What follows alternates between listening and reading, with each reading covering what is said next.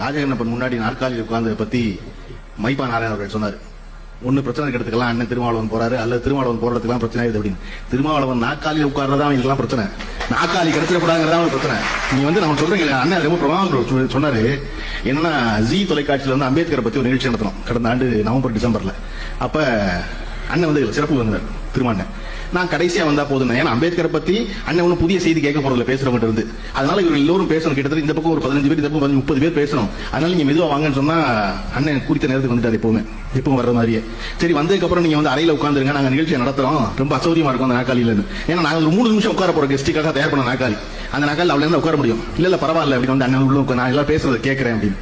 கிட்டத்தட்ட 3.5 மணி நேரம் உட்காந்துருந்தாங்க நிகழ்ச்சியில. 3.5 மணி நேரம் அசௌரி நாற்காலியில கை கட்டியே உட்காந்துருந்தாரு அண்ணன். அது அவருடைய இயல்பு. நான் ஒவ்வொரு நேரம் நடத்தும் போதெல்லாம் யோசனை பூரா எனக்கு இவர் மேலேயே இருக்கு.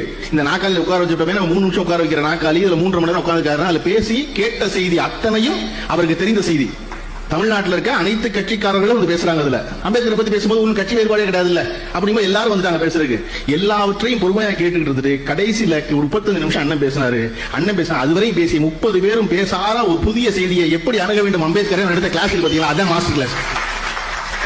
அந்த நிகழ்ச்சியை பார்த்துட்டு எனக்கு அவ்வளவு பேர் பேசுறாங்க, திருமாவளவன் அவர்கள் இவ்வளவு சிறப்பாக பேசுவாருன்னு நான் கேட்டதே இல்லை, நான் பார்த்ததே இல்லை அப்படி. நான் சொன்னேன், எப்படா அவருக்கு பொதுவில் மேடை கொடுத்தீங்க, எப்படா அவர் பேசுறதை கேட்டீங்க, கேட்டாலும் தான் தெரியும் அவர் எப்படி பேசுவாருன்னு.